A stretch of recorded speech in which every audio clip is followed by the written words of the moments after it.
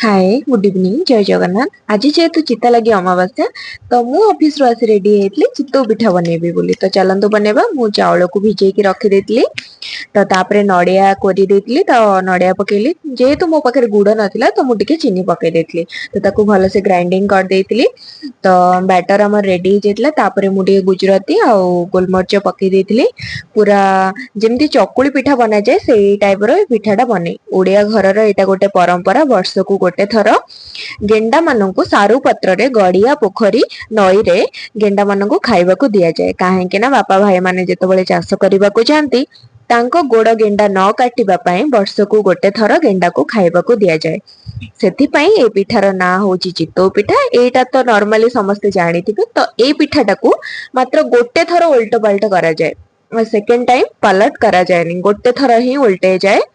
तो मु एटा तो फर्स्ट टाइम करथिली भुवनेश्वर एते दिन रहिला परे एटा फर्स्ट टाइम करिथिली तो देखंतु एमिति ही बनेइथिली बहुत ही टेस्टी हितला। आपण माने ट्राई करंतु।